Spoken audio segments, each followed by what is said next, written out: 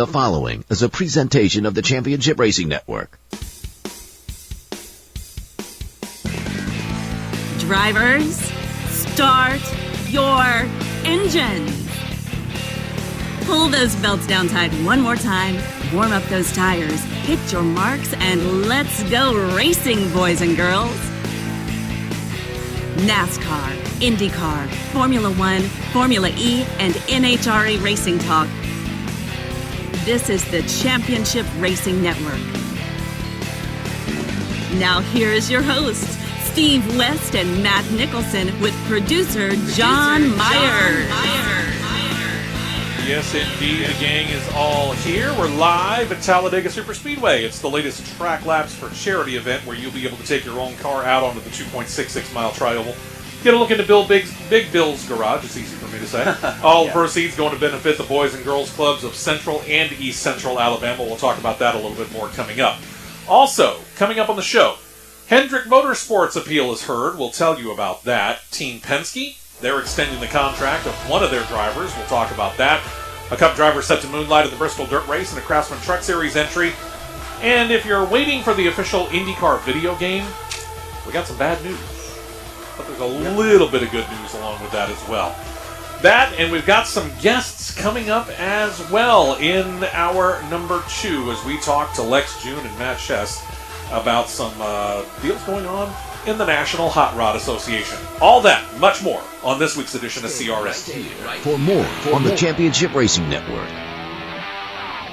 Afina's of Anniston and Jacksonville is known for superior...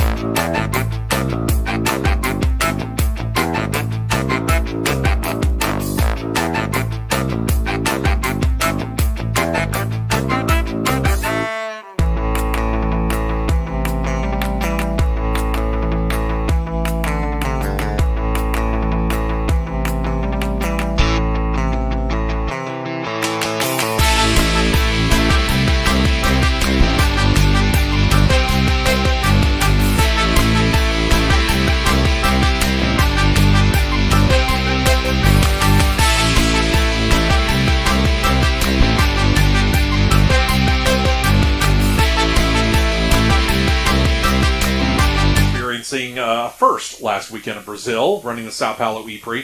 1-2-3 finish for one company.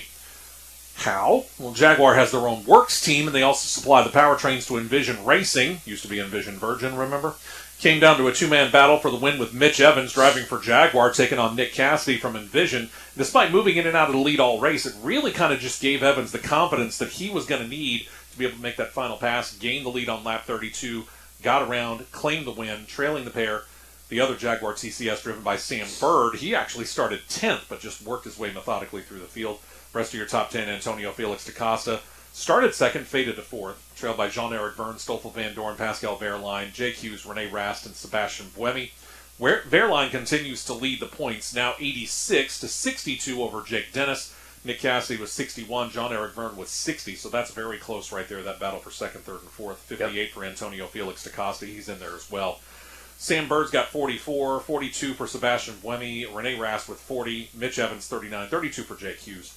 As far as team standings is concerned, we'll deal with all the teams here with, hey, Mercedes is out, Tag Heuer Porsche taking advantage. They lead the points, 144 to 103 over Envision. Jaguar TCS up to 83, 82 for DS Penske. Avalanche Andretti holding steady. They didn't score, really, so they're still holding 80 points. 70 for McLaren, and then you have a severe drop. 72 for McLaren to 26 for Mahindra. 19 for Neo F333, 18 for Nissan. Maserati has got a big 3 in their debut year, but still scoreless after all these races. The ABT Cupra team with a goose egg. That brings us to the Camping World Truck Series. They took to the road course at COTA, and in the short time that NASCAR has gone to the Texas road course, no repeat winners. Oh, sorry, wait a minute, scratch that. Enter Zane Smith. The 23-year-old put his Front Row Motorsports number 38 out front with 15 to go, pulled away to win by over 5.5 seconds. So he's gone back-to-back last year, 2022, and this year. Todd Gilliland got the win in 2021, the first year for the trucks at the track. Kyle Busch, strangely enough, not so much luck moonlighting this year. Settled for second again. I know, we're all crying.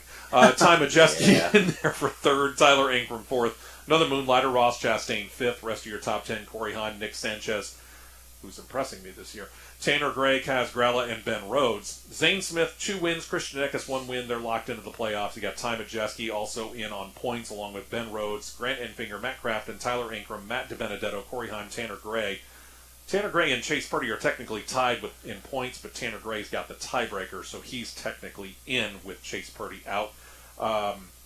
Brett Holmes, the hometown boy. He was 23rd. 23rd, still trying to kind of get his road course feet underneath him. Yeah, he and I had a conversation this week, and he was saying, he had a little bit of problem with the suspension. The suspension was a little too soft in some areas, and it was just a matter of getting his rhythm down because he's only ran now 3 total road course races. Right. So in his career, yeah, Right. from ARCA all the way through to now, and this is the first time he's ever seen the light of day of COTA on the asphalt. He's been there when they took Sam Mayer there a few years ago. He's seen the place, but he's never been on the place. Right. So he said he feels better about going forward to Mid-Ohio. Okay. He's more comfortable. But and I might be asking a question that you don't know the answer to. Where is he sitting in points right now? He is 23rd in driver points. I think the team is slowly climbing. I think the owner's points, they're 29th. But now with the metric system that they use for qualifying, really the owner's points aspect of it, honestly, it doesn't matter. Right. Yeah, exactly. Because he was kind of eliminated that. He was legitimately nervous about last week. Okay. He's more comfortable now. Yeah, he's more comfortable now. Okay. Very Good deal. well. After that, the 3-race Saturday slate, Formula E trucks, then wraps up with Xfinity at COTA. After not getting repeats the first couple of years in that series, Saturday was all about repeats. AJ Allmendinger moonlighting in the series this year, claiming his second straight win. Started on the pole, led 28 laps total, gets his 11th Xfinity road course race win. That's the most all-time in Xfinity competition. More Cup moonlighters followed in the form of William Byron and then Ty Gibbs. Then you got Sammy Smith, Justin Allgaier, Daniel Hemrick, Sam Mayer, Josh Berry, Sheldon Creed, Riley Earps rounding out the top 10, so his streak of top 10s to begin the year still continues. Playoff drivers of Austin Hill with 3 wins. Single-time winners are John Hunter Nemechek and Sammy Smith, and that leaves us with those who are in on points. And it starts with Riley Earps. Hey, you start off the year without finishing outside of the top 10, you tend to lead in points if you haven't got a win. You do. Then you got Justin Allgaier, Chandler Smith, Sam Mayer, Sheldon Creed, Josh Berry, Daniel Hemrick, Parker Kligerman, and Cole Custer barely in on points. Custer has had a rocky start to his year, but he's got a 9-point lead over Ryan Sieg for that 12th and final playoff spot for now. We told you it was going to shake up after the road courses, and sure enough, that's what it's doing. Mm-hmm. Sunday's racing started with the Cup Series at COTA, produced a new in 2023 winner, Tyler Reddick. He moved over from Richard Childress Racing to 2311 Racing in the offseason. No, not 23x1. He looked every bit as strong, though. He led 41 of the 75 laps run in the race, including the 3 overtimes. And then it was Kyle Busch, who is now in Reddick's 2022 car. So Kyle Busch just not having the weekend he was hoping to have. 2 second places, and you think overall you should be happy about 2 second places, but Kyle Busch, he's used to winning. You should be. You should be, yes. But it was amazing to look at, honestly. Second place, just the first loser. Yep, that's right. Besides right, Talladega. Yeah. I mean, And it was interesting to watch because it was on pace to have this same set of winners win for 2 straight years at COTA. Sure. 2 straight years. Yeah. One. Secondly, the fire department team that was working there at COTA. They were on overtime. We'll get back to that. It wasn't so much as overtime. Friday during that truck race, when Zane Smith done his victories burn out, and the truck caught on fire, they just acted like they didn't care. They just like, and the thing about it is everybody else just kind of sitting there staring and at it was burning at the fuel cell. We'll talk about it here coming up in a little bit. Rest of your top 10 is Alex Bowman, 3rd.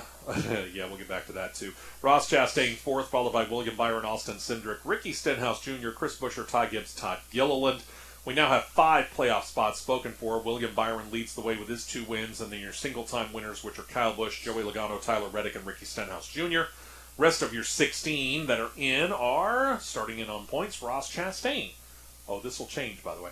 Kevin Harvick, Christopher Bell, Ryan Blaney, Austin Cindric, Martin Truex Jr., Brad Keselowski, Denny Hamlin, Chris Buescher, Daniel Suarez, and Corey LaJoie, up 13 points on Alex Bowman. This was as of Monday morning, okay? It changed on Wednesday.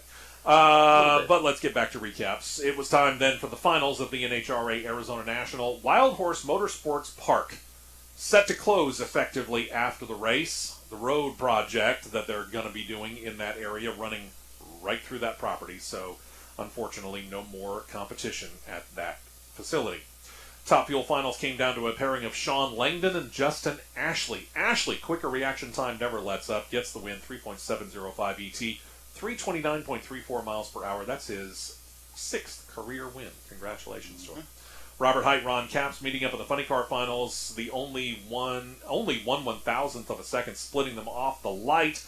But Capps ended up smoking the tires. Height gets the win, 3.390 elapsed time, 328.62 miles per hour. Career win for him, number 62 in Funny Car.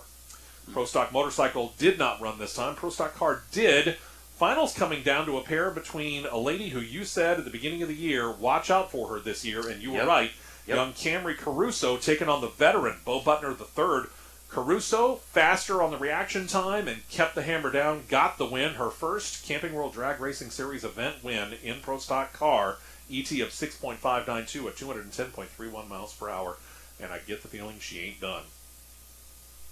Nope. If you have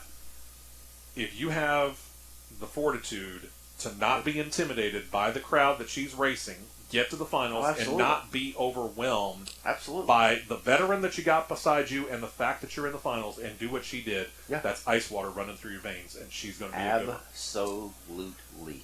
Quick rundown of the points. Steve Torrance with an early 11-point lead in Top Fuel over Mike Salinas. Leah Pruitt's 13 back, 23 behind is Justin Ashley. Doug Collitta 28 out. Robert Height a slim 4-point lead in Funny Car over Matt Hagan. Ron Capps 12 back. Alexis DeJoria 15 back. Chad Green in 5th, 20 out. Troy Coughlin Jr. an early 7-point lead over Camry Caruso in Pro Stock Car. 23 up on Kyle Koretsky. Matt Hartford in there with 26 behind, 27 out in 5th, Mason McGahey. So here we go for the weekend that we have upon us. From Texas to Virginia for the Xfinity Series, set to run the Toyota Care 250 from Richmond Raceway later today as we air live. That'll air live on Fox Sports 1 and MRN Radio. Race coverage starting at 1 p.m. Eastern, noon Central. NASCAR staying in Texas as well. Well, at least the Craftsman Truck Series does. They're going to run the Speedy Cash 250 at Texas Motor Speedway later today as we go air live. Fox Sports 1 MRN have the calls beginning 4:30 p.m. Eastern, 3:30 p.m. Central Time, or following the Xfinity Series race, whichever comes first. Then tonight, I will not be awake for this. 1 a.m. Eastern, midnight Central Time, ESPN, live coverage of Formula One's Rolex Australian Grand Prix at the Albert Park Circuit in Melbourne, 14 turns, 3.3 miles long. I would imagine replays will happen throughout the course of the day on ESPN2, ESPNU, ESPN News, ESPN3, ESPN Plus, and ESPN The Ocho, and every other ESPN that's on the planet, save for the SEC, Big Ten, and ACC networks. So yeah, you'll be able to catch it at some point in time. Indycar, next. It is the Camping Craftsman. I keep saying Camping World. Craftsman Truck Series, NASCAR, Saturday and Sunday IndyCar weekend at Texas Motor Speedway.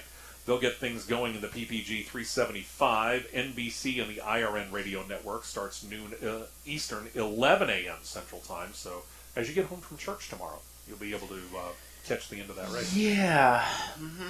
Finally, you got NASCAR's Cup Series getting back into action. You got Richmond Raceway and the Toyota Owners 400, Fox Sports 1, MRN Radio. That starts 3:30 p.m. Eastern, 2:30 p.m. Central Time. And we still ain't done, because also on the schedule tomorrow, the NHRA Camping World Drag Racing Series in action.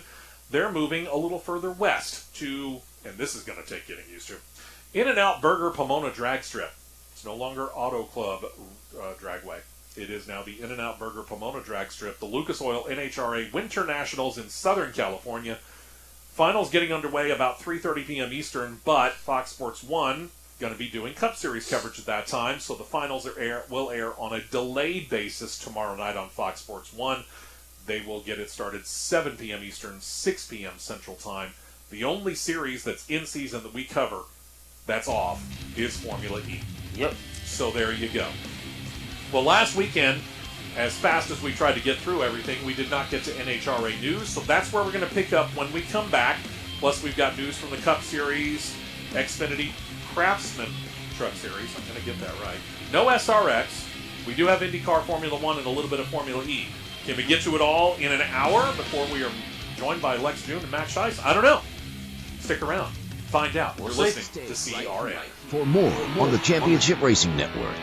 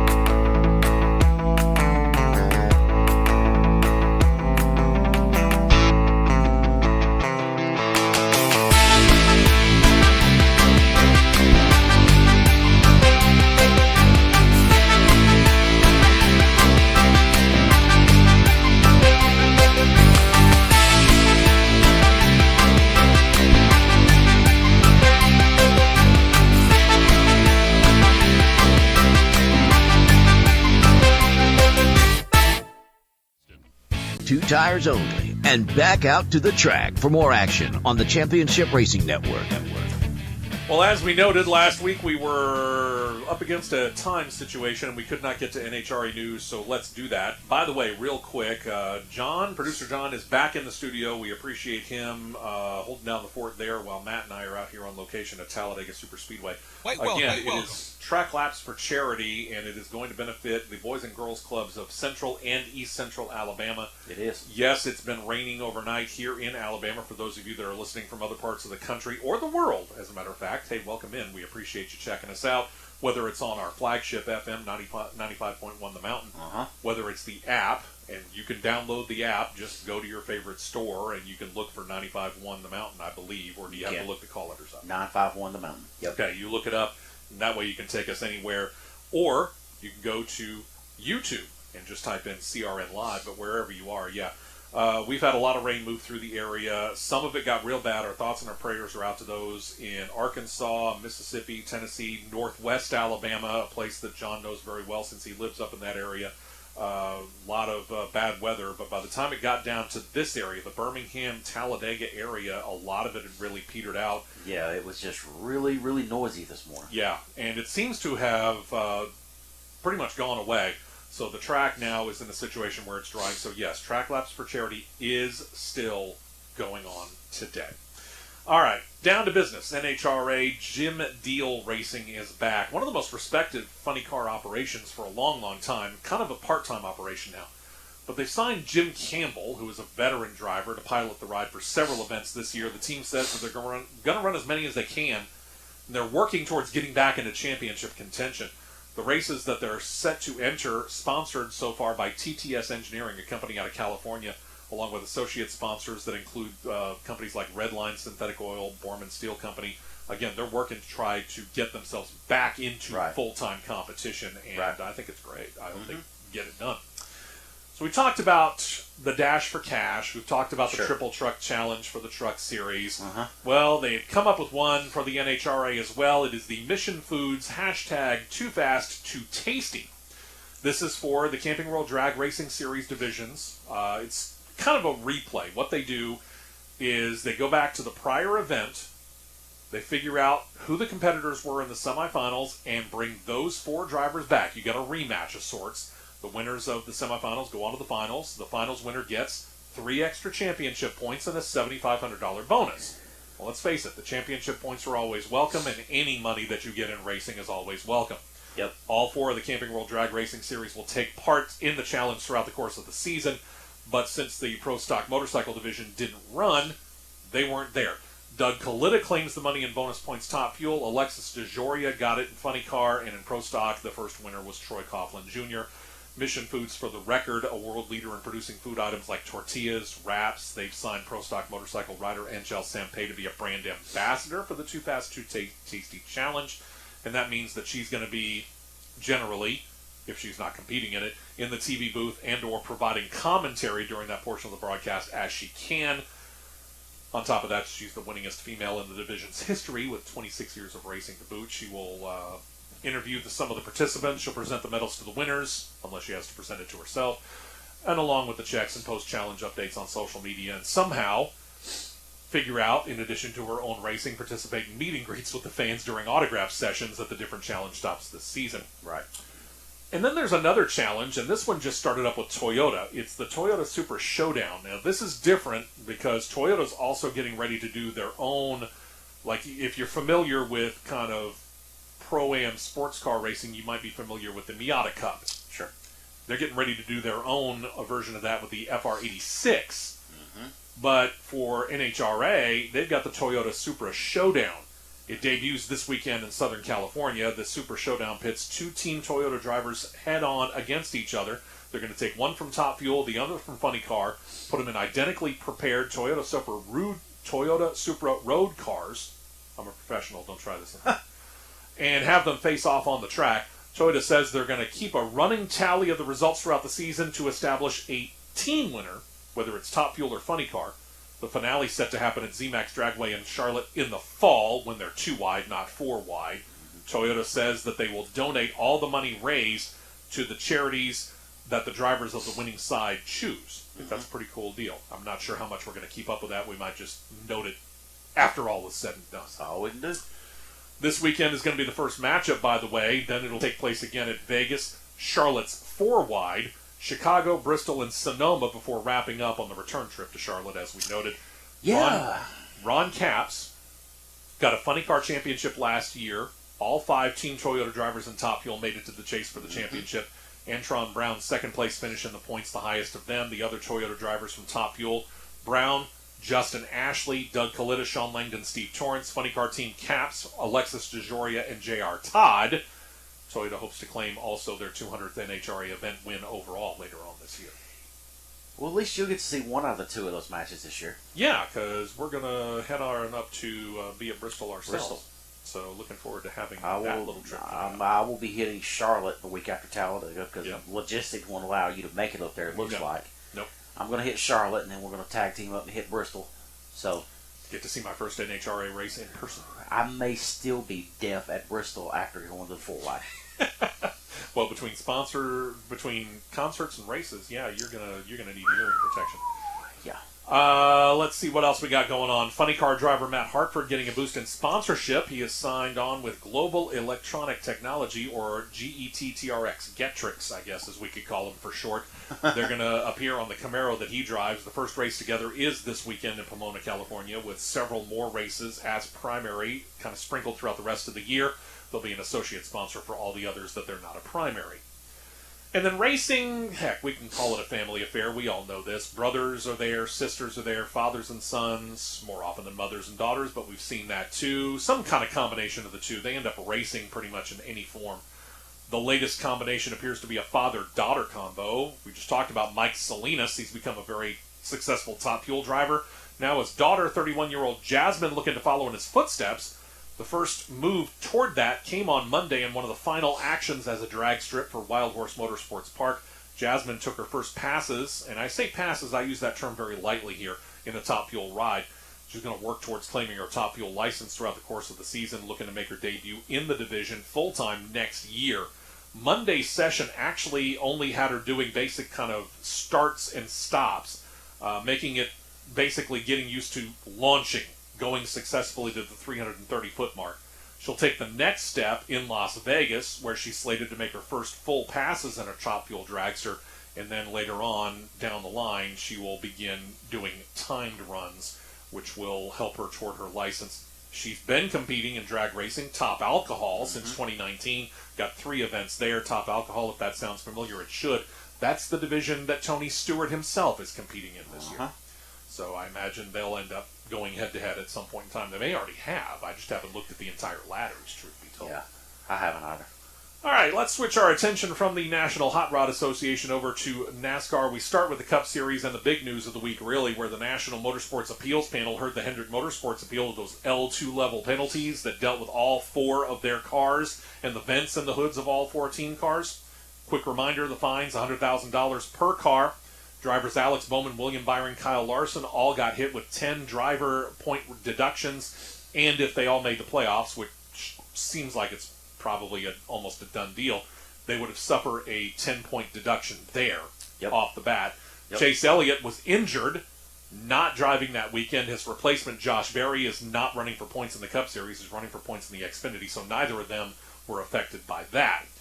But on Wednesday, the appeals panel came down with, I found it fairly interesting, a split decision. Real unusual. Let's try and unwrap it in a quasi-understandable way. First off, the fines, $100,000 against each of the 4 cars, that's upheld. Rick Hendrick still has to stroke a $400,000 check. The suspensions for all 4 crew chiefs for 4 races each, also upheld. Well, they already started serving that, so they only got the 3 more to go. But the thing about it is... They're down to 2 now. Is it 2? Okay. Coda was race 2, yeah. The drivers, that points deduction, overturned. So Byron, Larson, and Bowman all get back their 100-point totals, and presuming they make the playoffs, they're not going to start in a 10-point deficit. NASCAR released a statement that said, quote, "We are pleased that the National Motorsports Appeals Panel agreed that Hendrick Motorsports violated the rulebook, but we're disappointed that the entirety of the penalty was not upheld. A points penalty is a strong deterrent that is necessary to govern the garage following rulebook violations, and we believe that it was an important part of the penalty in this case and moving forward. will continue to inspect and officiate the NASCAR garage at the highest level of scrutiny to ensure a fair and level playing field for our fans and the entire garage. I still say you need to show us the pictures.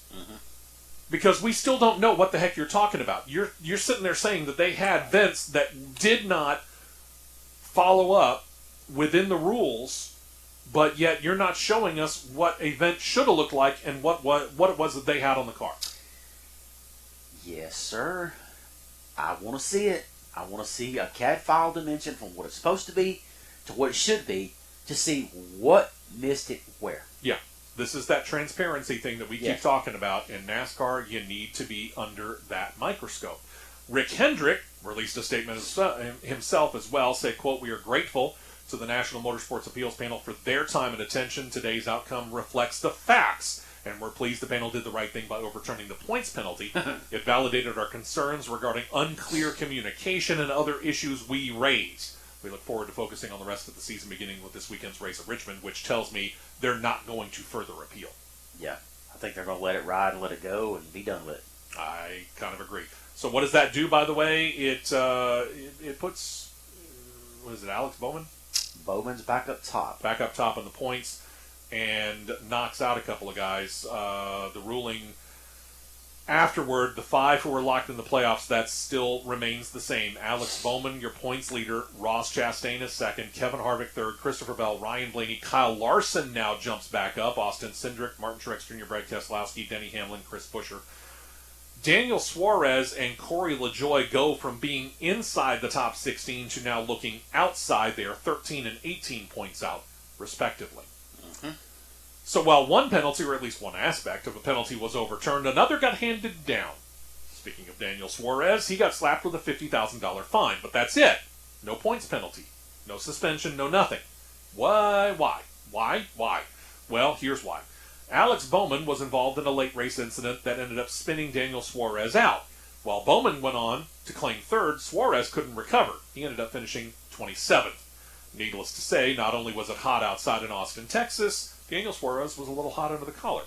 On the cool-down lap, he asked his spotter and crew chief on his car radio, where NASCAR and everybody on the planet tuned into his frequency could hear, where Bowman was. Well, they told him, but they also tried, because you can hear this, in replays of what was going on as he's speeding around on the cool-down lap. They attempted to settle him down.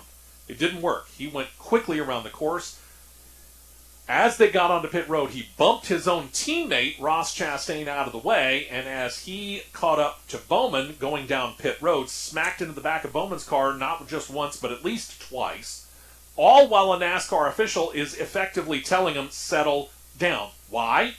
You got people on pit road at this point in time. Your post-race, you've had to go on a cool-down lap around 3+ miles in 20 turns. People are already streaming out on a pit road. This is very unsafe. Yeah. Bowman, to his credit, just stopped.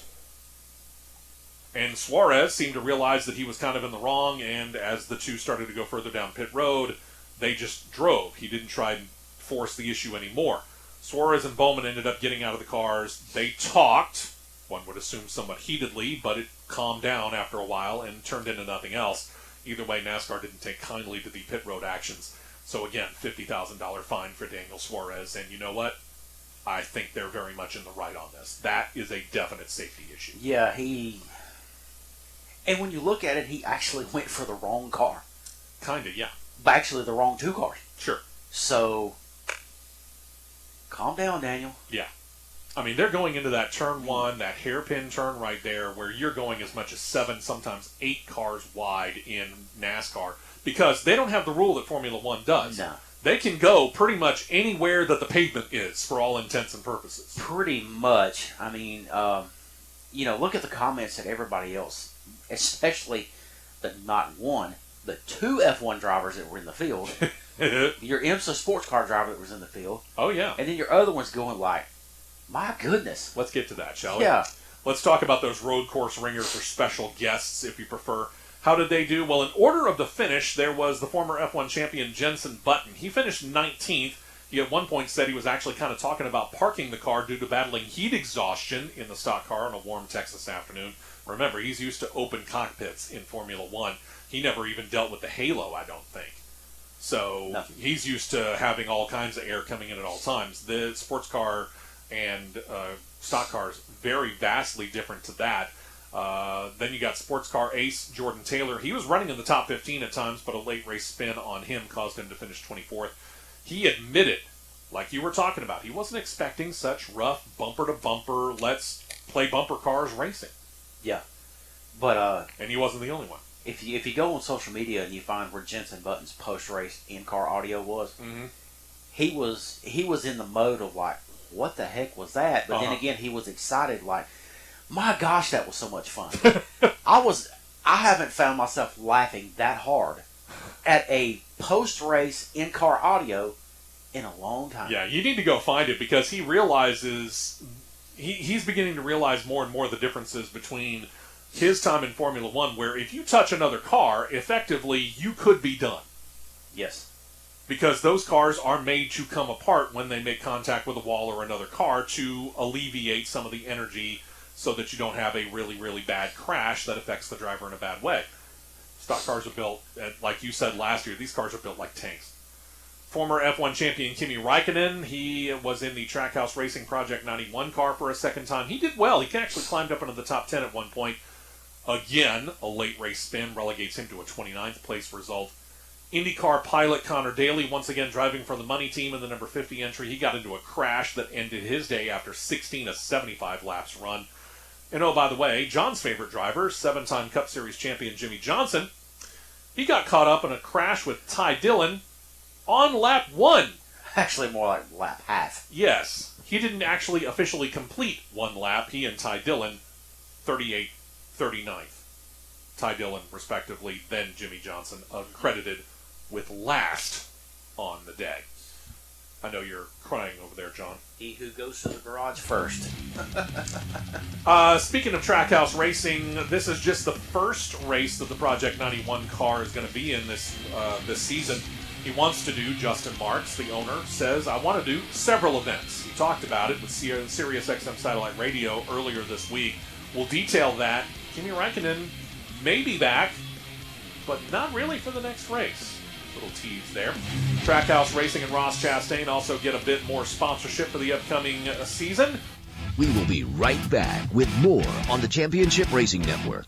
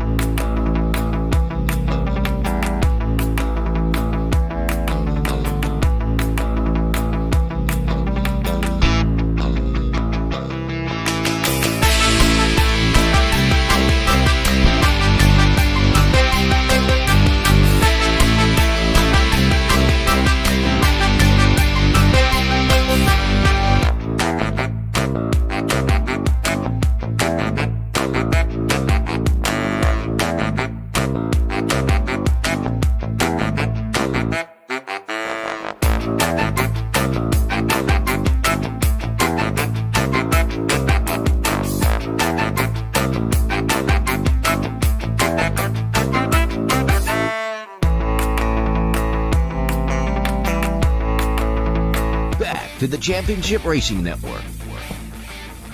Hey, welcome back into the show. Steve West along with Matt Nicholson, producer John Myers there, and we've had an update on what's going on with was supposed to be our guest for the week. Yeah, well, communicating back and forth with one of the guests right now, Matt Shess. We thought we may have to delay it a little bit because of, Indiana and Illinois got hit pretty hard last night with severe weather. But looking like now it's going to be a go because he just has got it and power is okay. We thought it was going to be a logistical issue. Okay. So we're scheduled to go on as time goes. Okay. To do a preview for the 4 Wide Nationals. All right. So, yeah, we're looking forward to actually checking in with them. So, all right. So, here we go. Let's see how much we can get to here as we're also playing around on YouTube and thanking and saying hi to everybody over there. Let's see. Trackhouse Racing says the next time that the Project 91 car hits the track, Kimi Räikkönen is actually not going to be behind the wheel.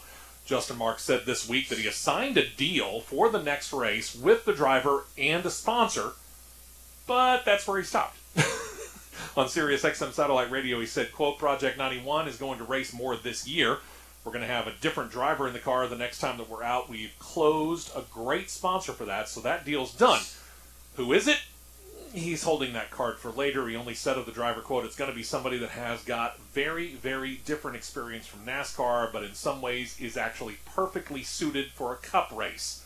This is somebody who has not raced in America very much at all, but I think he's going to be able to go out this particular race and make some real noise. I'm excited about that. He did say there's a good possibility, by the way, that Räikkönen will return later this year. I mean, last year when he debuted in the Project 91 car, that was at Watkins Glen. It wouldn't surprise me if he's there because, I mean, Räikkönen's familiar with a lot of the tracks here in the United States. He's been a long-time veteran racer. Yeah, I'm sure he'll be back at somewhere like Watkins Glen, as you say. Yeah. Sonoma, that's going to be the question mark for me. I wouldn't guarantee it. But with what I've seen through social media of the hints that's being thrown around, and with Justin Marks saying that the next one's already signed, sealed, and delivered, but not giving any clues, and hasn't really raced in America that much. Hadn't really raced in America that much. It points to me. Everybody's pointing the direction of supercar driver Shane von Gosbergen, or however you pronounce that name. Easy for you to say. He's a Red Bull. He's a Red Bull development driver. For supercars. All right. It'll be interesting to watch and see because I imagine it probably won't be too long before he'll put that information out there. Speaking of Trackhouse Racing, their driver Ross Chastain, they have announced that Moose Fraternity is back to sponsor the One Camaro in 4 races this year. The first time is going to be actually right here where we are, Talladega Superspeedway, later this month. Hard to believe we're already April 1st. Yeah. No, we're not fully. Then at Worldwide Tech Raceway at Gateway, Watkins Glen, and Martinsville coming up in October. This marks the 3rd year the sponsor has partnered with Chastain, 2nd year with Trackhouse. When the series returns to North Wilkesboro for All-Star Weekend, NASCAR are going to be breaking out 2 of its biggest to perform Grand Marshal duties. Coming back to the refurbished facility for the first time since 1996, Grand Marshals are going to be 7-time Cup champion Richard Petty, 3-time Cup champion Darrell Waltrip. Petty with 15 wins at North Wilkesboro. Waltrip racked up 10 of his own wins, plus Waltrip won NASCAR's first ever All-Star race. That happened in Charlotte back in 1985. So they are going to be Grand Marshals there. But that brings a question. How would you like to be an honorary starter for the 2024 Geico 500 right here at Talladega? Sign me up. And have me announce your name as such, because, let's face it, I am one of the PA announcers. Sign me up. Sure. You can't. You're an employee. Yep.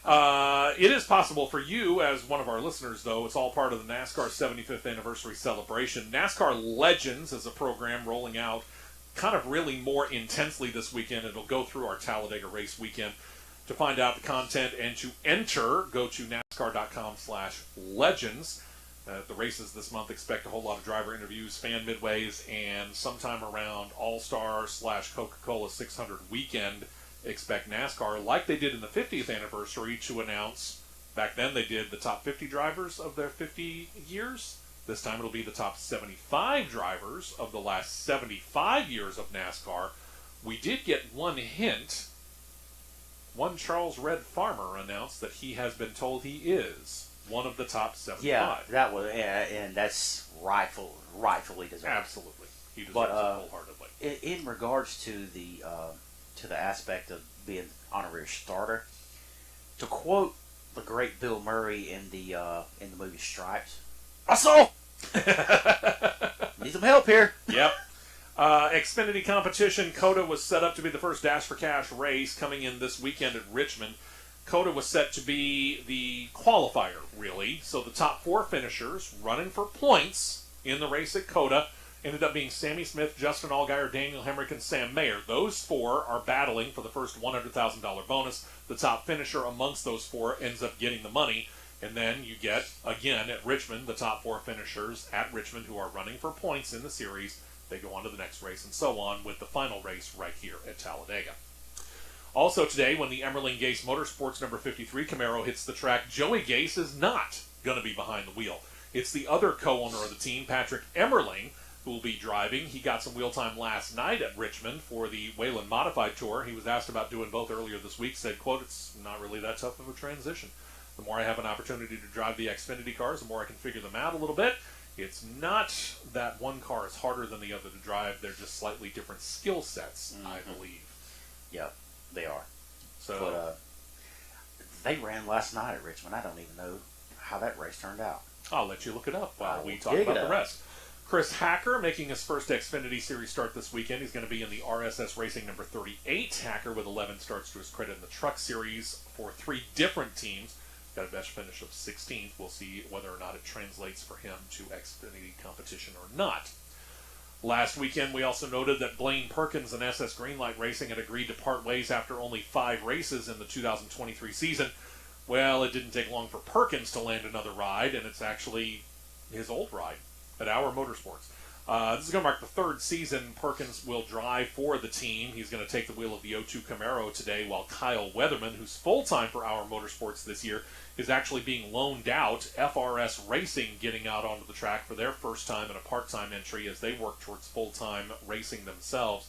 They're going to put the number 96 out onto the track, and apparently they've got a technical alliance of some sort, or they formed an alliance of some sort between Our Motorsports and FRS Racing. All right. So they're loaning Kyle Weatherman over to them. Yeah, the race last night did not go on as scheduled. It's scheduled let me for guess, 4:30 today. Yeah. Uh-huh. And we've got a little bit of a weather issue in Richmond this morning. Practice and qualifying have been called off. Okay. So the qualifying is being set per the rule book for the now new statutes of NASCAR, setting it per the metric system. Right. So that will put, let me get to where that lineup is.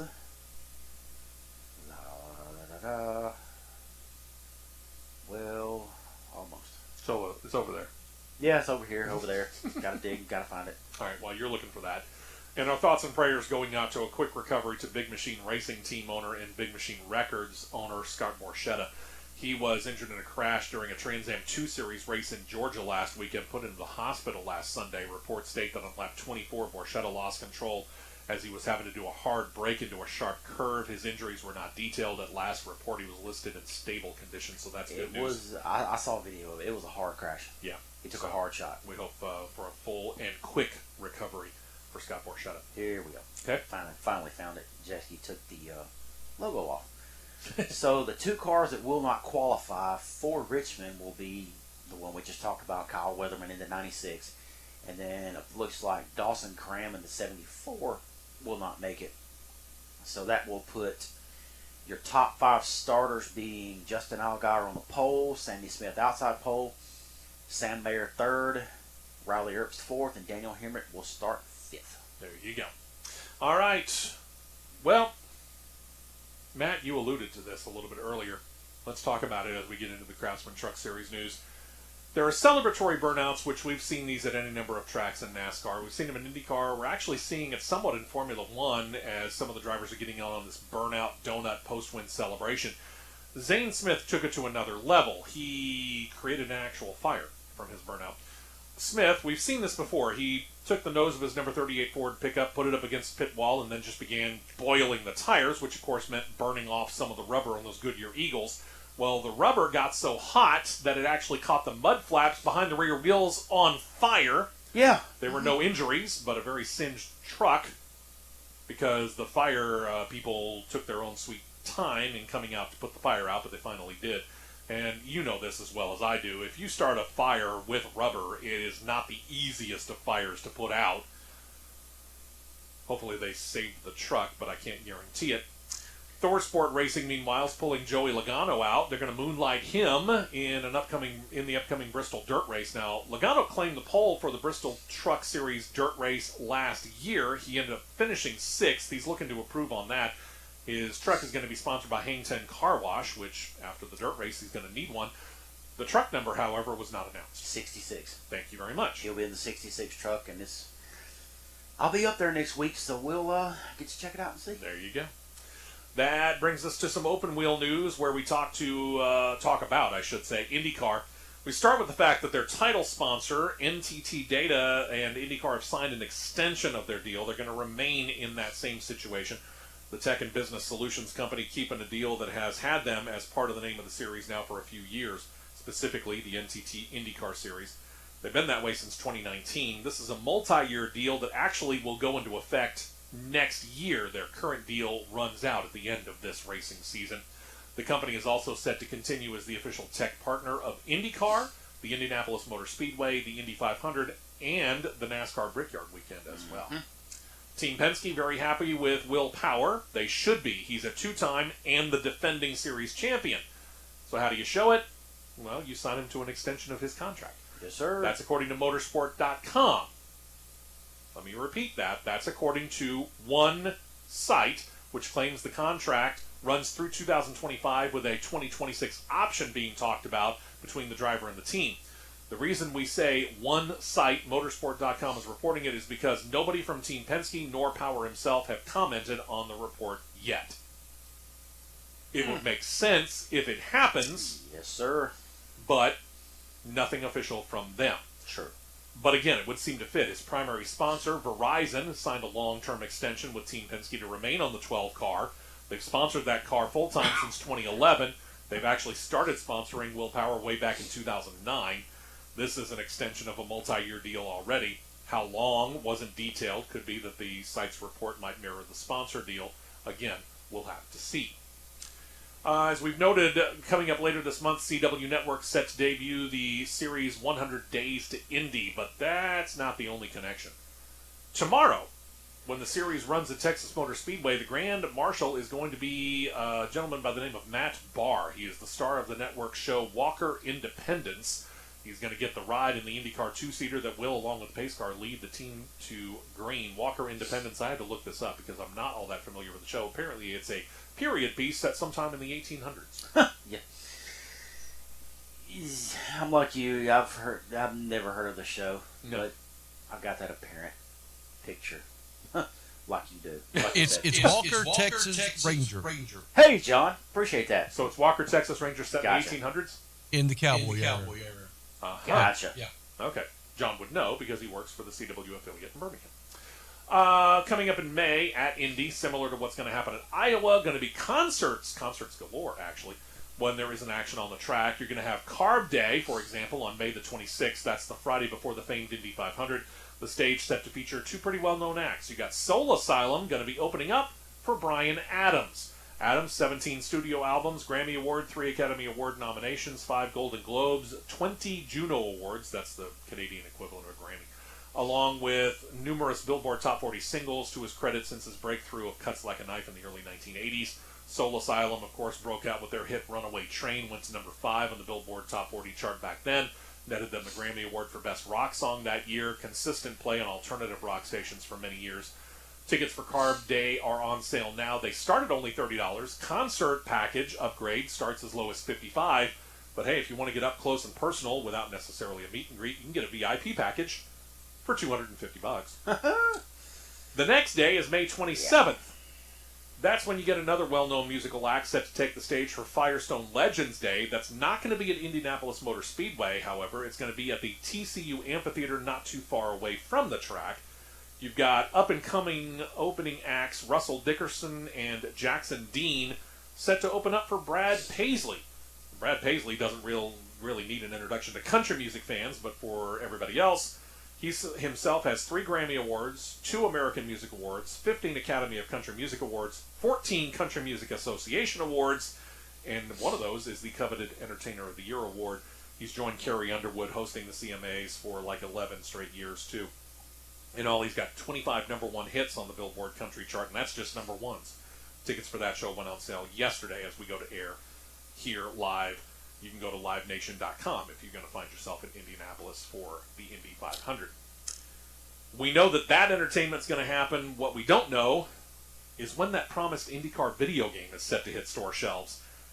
This is a pretty big problem, boys and girls. Motorsport Games has the right to develop and market the game. But in a recent earnings call, the company announced the game ain't coming out this year as originally planned. Seems their 2022 fourth quarter earnings report painted a, well, none too rosy picture for the company. The statement read, quote, based on this cash and cash equivalents position and the company's average cash burn, we do not believe we have the sufficient cash on hand to fund our operations for the remainder of 2023. And that additional funding is going to be required in order to continue operations. In other words, please go buy our stock, even though we seem to be sucking wind right now. Woo! So Yeah. Racer.com contacted IndyCar officials to get a statement. This is what they got back, and you want to talk about being political. Somebody has a future in politics if they want it. This is the response. Quote, Motorsport Games has reported that they continue to make strides in their development efforts, but they do not believe that they will be in a satisfactory position to release an IndyCar game this year. We are evaluating this information and remain thoroughly committed to bringing the best quality video game products to the IndyCar community. I think that's code word for you're never going to see it. We may not, at least not for Motorsport Games. Now, Yeah, there's a lot of people talking about the NASCAR game, motorsport game. which, yeah, they've also got the rights to that, Yeah. too. So it's going to be interesting to see if there's another company out there that might be willing to take this on, maybe either by buying out Motorsport Games or by buying the licensing rights to these specific IndyCar and NASCAR games, Yeah. and maybe reviving them. We'll keep you updated on that right here on CRN. We will be right back with more on the Championship Racing Network.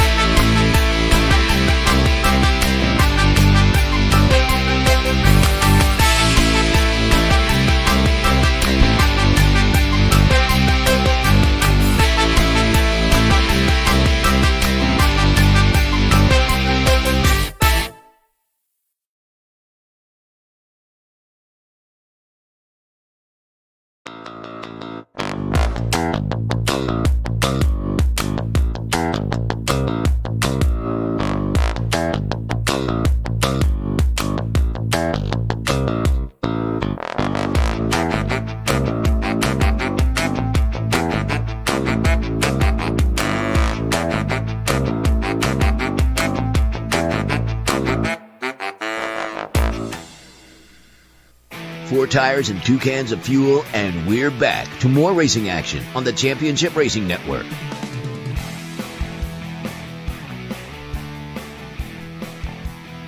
instead of it being a dual interview at one time, we're going to have them split up. Matt Shess, the crewman and engine specialist for Lex June Racing, will be the first segment of it from 9:20 to 9:40, and then the driver and owner himself, Lex June, will be from 9:40 to 10. Okay, very cool. Kind of following up, because we keeping up with this back and forth that we're having when it comes to CRN Live on YouTube, where we're talking back and forth with you as well. IndyCar basically turned over their iRacing deal and ended their deal with iRacing in favor of this deal with Motorsport.com. Yeah, I would Motorsport Games, I should say. Yeah. I would agree. They need to go back and they need to get that deal going. Yeah, because honestly, some of the popularity has fell off a little bit. I would agree. So, it's my opinion. Yeah, I agree. They need to go back. They need to go back. Yeah. But the cars are still there. Yeah. All of them are still there. They're just labeled Delara R18, Delara 09, Delara 05, They took all the DW12. IndyCar stuff They off just of it. labeled Delara. All the IndyCar references Yeah. were taken away. Let's go to Formula One news here. Last week talked about the confusion surrounding the Fernando Alonso penalty that ended up not actually being a penalty. Quick reminder, Alonso handed a 5-second penalty at the start of the race for being out of position on the starting grid. It was a penalty he and his team did serve during their first pit stop. But race stewards, when they looked at the stop, decided to hit Alonso with a further 10-second penalty when they ruled that work had actually begun during that first pit stop before the 5 seconds had elapsed, and that penalty actually dropped him from 3rd to 4th. His team, Aston Martin, immediately appealed, said that despite the rear jack actually having been placed in proper position, that no work was being done, only prepping to be done. The team also noted that they weren't the first one to have the jack touching the car before the penalty time had actually run out, so why were they being singled out?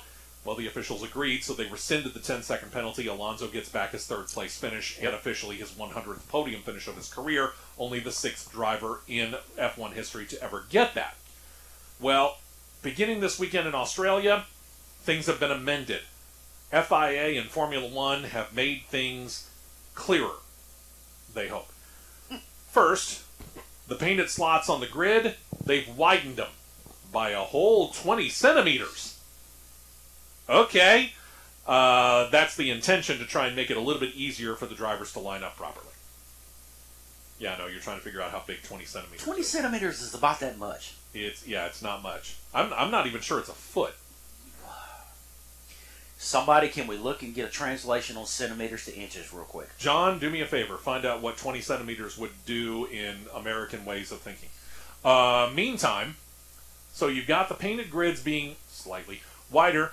They also clarified this pit stop penalty situation. They said that from now on, the, quote, physical touching of the car or driver by hand, tools, or equipment, including the front and rear jacks, during any such penalty already being served, will all be considered to constitute work. So therefore, from now on, you can't even put the jack in place, or you'll get that 10-second penalty.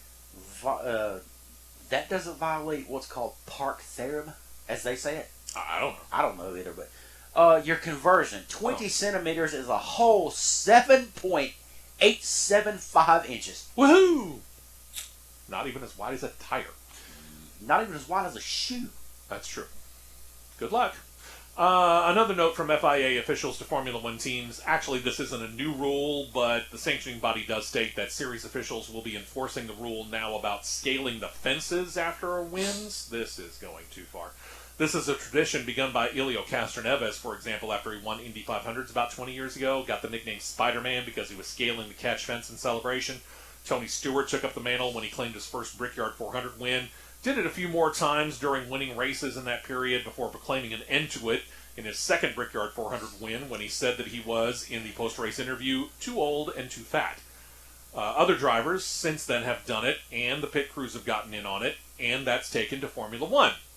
This week, the FIA sent a reminder to all F1 teams that they're going to be clamping down on it. They claim it's a safety violation and is actually banned under the FIA's International Sporting Code, so they're going to say, stop it. This, I mean, I get it. You got rules that deal with some safety aspects of this. Sure. But you know what? These are guys who are celebrating a win. They're willing to take this on by themselves. It's not like they're going to go out and sue the FIA, Formula One, or the course if they themselves lose their grip and fall down. Yeah. That's that's what you call the good old saying. That's on you. Yeah, pretty much. That's on you. All right. By the way, Daniel Ricciardo. Series is in his backyard. He's a native of Australia. So how is Daniel Ricciardo doing, handling this kind of year away from driving in the series? You might remember at the end of last year he was let go from McLaren and had some interest in joining Haas F1, but decided to sit 2023 out as a full-time racer. He did join Red Bull as a reserve driver, but when he was asked about whether or not he misses the action, he replied he was feeling the itch to race again. He talked to ESPN and said, quote, "The signs are pointing towards getting back on the grid. I feel like that's where I'm tracking in my head, and a few of the habits that I'm having or doing is pointing towards that." He was talking about working out and keeping in shape.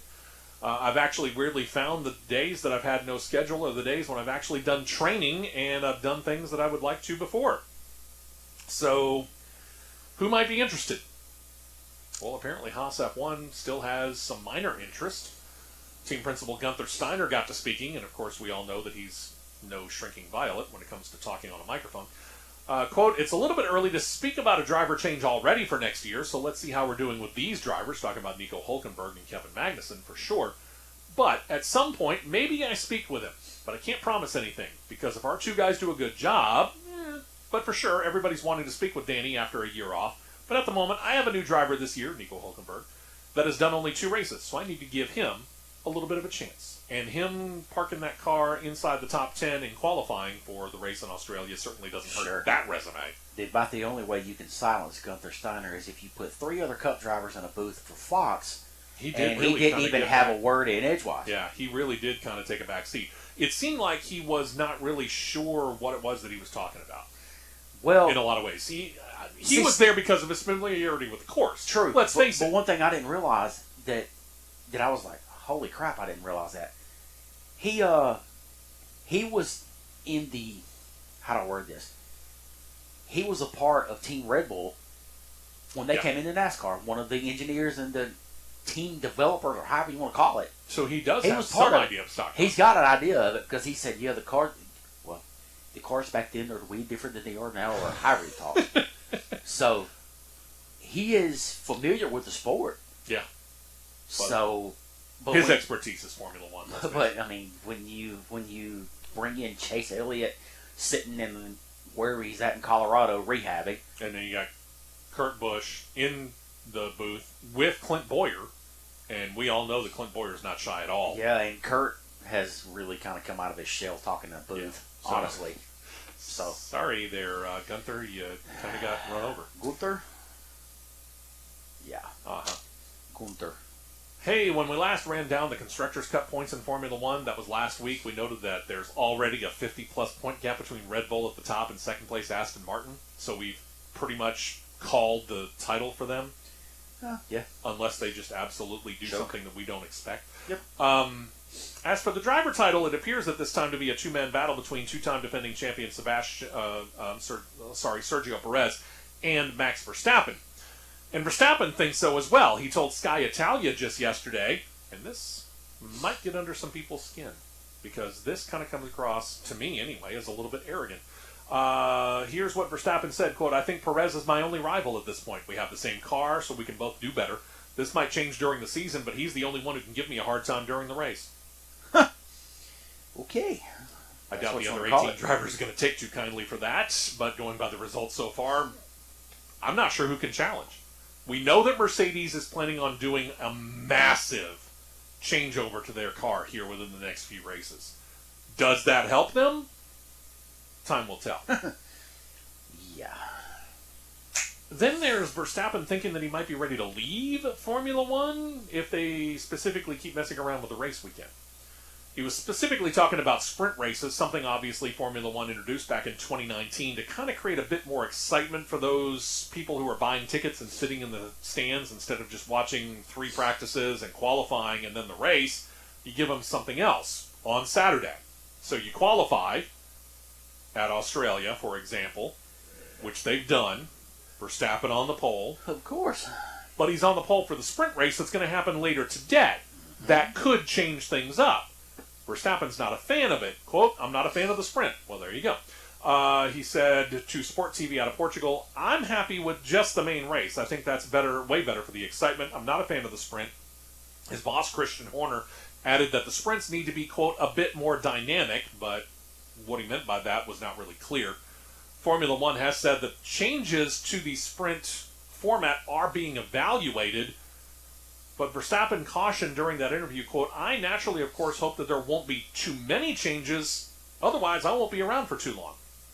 At this point in time, considering it seems like you're becoming that arrogant, and I get it, you've got the car to back it up to a certain extent, but you know what? Be a sportsman. And if this is your opinion of things, take your ball and go home. Yeah. But all of this, I guess you could say subliminal messaging. Why do I have the odd, crazy feeling that we're about to see a Red Bull stock car back on the track? Go for it. Especially with Ford coming in now? Sure, why not? Ford coming into Red Bull. Ford's already in NASCAR. It seems to be a perfect place. Personally, they came in when they were in last time. They were with Toyota. And let's face it, the big fish in that small pond is Joe Gibbs Racing. Joe Gibbs wasn't helping out Red Bull. No. Ford, on the other hand, we've already seen how much Ford is willing to help out every team on their roster. And quite honestly, Red Bull could go straight to the top of the pecking order of Ford. They could. Could. Keyword could. Yeah. I mean, you've got to battle through, and I get it, Stewart-Haas Racing is going through an identity situation right now. So they're on something of a downturn, but don't expect them to stay down long. There's still a 4-team operation with a whole lot of good stuff going for them. There's obviously Team Penske. Front Row Motorsports is doing pretty good things over there. They're climbing their program up in good ways. But if Red Bull and Ford teamed up and did this right, they could come in and be at or near the top. Nothing would personally thrill me more than to see a hauler roll through this very back tunnel here at this very facility. Sure. With a Red Bull on the side of it and watch a Red Bull Mustang come off of the liftgate. Wouldn't bother me at all. It would thrill me. Speaking of possible new teams, the FIA's window for allowing prospective new Formula One team owners to submit an expression of interest is still open. We have only until this week been told of the Andretti Cadillac entry, but now we have learned of one from a gentleman by the name of Craig Pollock. Now, Pollock is very familiar with Formula One. He was the founder of BAR, or the British American Racing Team. It ran in the series from 1999 to 2005. You know, back when we could put cigarette brands on the cars and Marlboro was very aware? Well, BAR, British American Racing, was part of the British American Tobacco Company, which owns Lucky Strike. Sure. Kids don't smoke. But after 2005, they sold off to Honda. Well, Pollock wants to get back, and it's a team he promises is going to be, eventually, equally male and female, hence the name he stated in the submission, Formula Equal. He promises the team will be comprised of males and females at a 50-50 percentage, and he even added that he's going to do everything that he can to bring a female driver up into Formula One. While any new entrants confirmed could begin in 2025, I wouldn't expect anyone to race until 2026 when the new engine regulations come out. Sure. But Pollock said that doing things the way he envisions could actually delay it past 2026. Quote, "We know that we're going to have to go through our academy systems. We know we're going to have to build it up because there are not enough women at the moment who are trained up to the level of Formula One, so we've got to earn a place in there at the same time." This kind of reminds me of identity politics. I'm not getting into political stuff, but let's just say this is kind of identity politics in race form. I don't know. Well, considering one of our viewers that we have on YouTube Live, hey now. You would know all about it, Andrew. Maybe we'll talk about it sometime this coming week.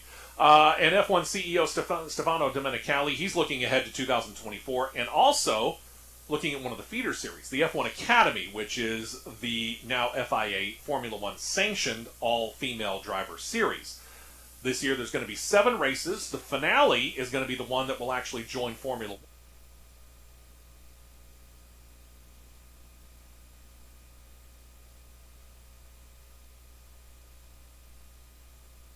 Weekend that Formula One's going to be there. The only time they're going to be on the Formula One undercard again is at COTA. Next year, instead of trying to separate them out, Formula One is going to be joining in with the F1 Academy for the entirety of the schedule, Domenicali states. As it will this year, the plan is for a 15-car field running 7 different locations, a total of 21 races, so they're actually going to be running multiple races on each and every weekend when all is said and done. The series has a new managing director as well. Mercedes team principal boss Toto Wolff's wife Susie is in charge. She had been a team principal in Formula E until last year, so she's going to step in and take over on that. Mm-hmm. And then one more note as we turn our attention to the all-electric racing series, speaking of Formula E. They're going to be coming to the U.S. for their annual race. They've raced here in the United States every year since the series began 9 years ago, but this is the first time this year that it'll take place in Portland, Oregon. The New York City race course has got a major construction project going on nearby, so it's going to keep Formula E from racing there. So for this year, at least, it'll be the inaugural Portland E-Prix. They're going to have a title sponsor by a company by the name of Southwider. They are the leading manufacturer of wire and cable in North America. The deal also has the company being named the official wire and cable provider.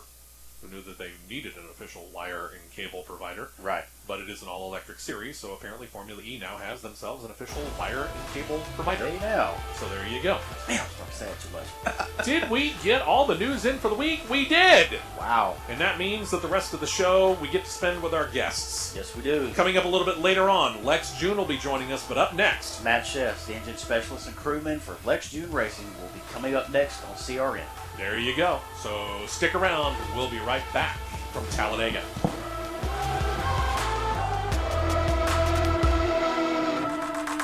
Don't touch that dial. The Championship Racing Network will be right back.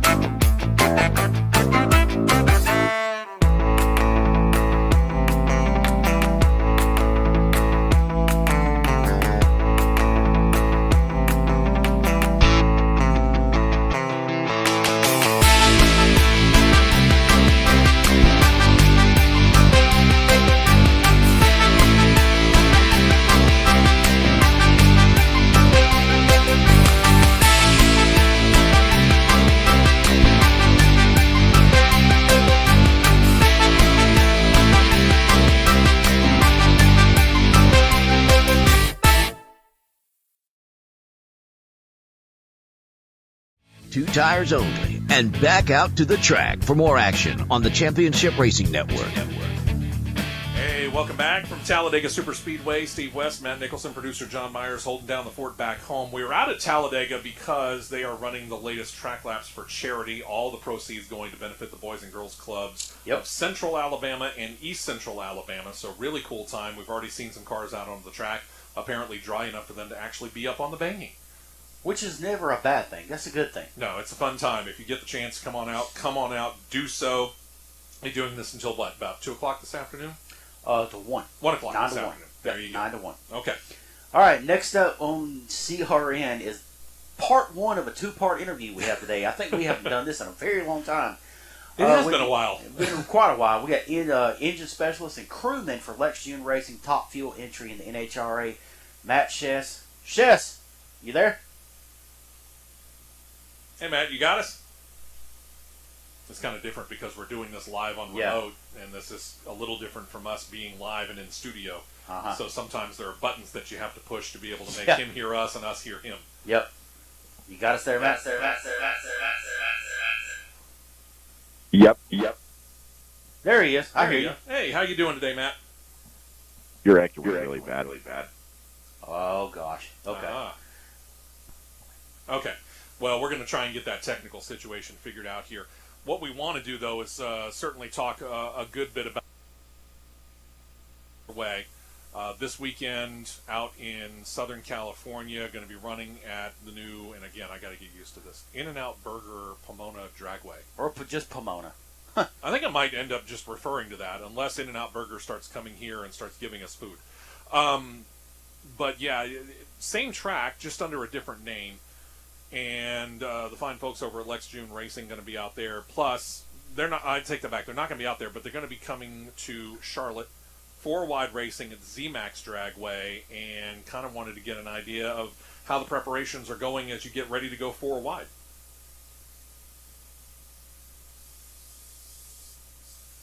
Yeah, we still got a lot of people out there. I'm not sure whether it's on our end or whether it's at the station, maybe. Can you hear us?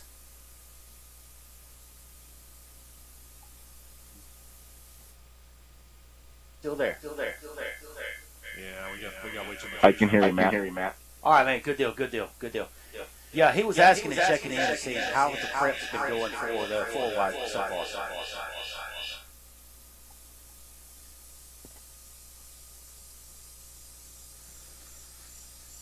Yeah, our technical problems are going to be a little bit much, maybe a little bit too much to overcome. Okay, well, we may end up having to figure out another way to do this, and I'm not sure how that's going to happen yet. I know Producer John's doing it. It's not really Producer John's fault. This is one of those situations where this is a first for us, truth be told, where we are out on location and trying to make it happen from this particular angle. So we apologize for any of the technical problems here, Matt, especially if you can still hear us, even though we're in a situation where feedback has become a very, very big problem, and I hate to say it that way, but it is true. So we want to try it again. Can you still hear us, Matt?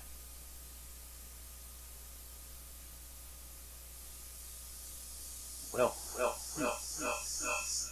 How about now? All right. He shooted me a message through social media. He can hear things, but it's unreadable. His word. Yeah, it's unintelligible. Yeah, unfortunately. just with a feedback issue. Okay. Well, what we may have to do then is we may have to tell Matt and Lex that we're going to have to reschedule this, and what we may end up doing is, if the schedule works out for them, we may do a recap. So let's do it that way. And Matt, we apologize sincerely. Let's go ahead and try and reschedule this for a little bit later. We certainly want to have you on, and we want to have Lex on as well. But let's try and do a reschedule on this when maybe we're in studio and maybe we can have fewer technical problems, Matt. We want to thank you very much for being willing to come on, and let's see if we can bring you back on here in the very near future. Okay, Matt, thank you so much. And John, thank you for trying everything that you can. We'll regroup and try it again from a different angle at a later time. Yeah, that's all we can do. It's just a matter of getting the logistics figured out and doing the technical side of it to where we know we hit it the first time. Yeah. So at this point in time, I guess that means we got 30 minutes of open mic time. Yeah, we do. Yeah, we do. Let's do this. We'll throw it out there to everyone on CRN Live on YouTube. If you got any questions for us or comments that you want to deal with, that you want to throw our way. I mean, we talked about this before, how you could basically ask us any question you want within reason. Let's not get overly personal, boys and girls. Yeah. But you can ask us any question you want within reason, and Matt and I will see if we can't tackle the subject and start going down that way. In the meantime, I do want to talk about this track laps for charity. Yeah. Because, I mean, I've taken a couple of my own vehicles out there. Had a 2006 Pontiac GTO. Sure. And now I've got a 2013 Honda Accord. Both of them are a whole lot of fun. Mm-hmm. And when you get it up to speed, especially in the corners here, you're talking about getting up to around 90, 95 or so with the 33-degree banking. Mm-hmm. You don't have to turn the steering wheel. The car tracks. Yeah, it'll pull itself just from the simple G-forces and the angle that you're at. But, you know, I've said it several times, and I said it on the Flagship's morning show yesterday when we were talking about it. I told Brian Crichton, and I've told Russell on this show several times. Sure. you can't respect this place until you feel it. Absolutely. Yeah, You because can't. it's so different. I mean, the first time that I came out here, I was actually working for one of our prior flagship stations as kind of a pre-race weekend reporter. We were roaming around the garage area and out on pit road, and we were getting to talk to various different people, and I really had a great time. Talked to people like Steve Addington, who at that time was the crew chief on the number 18 car.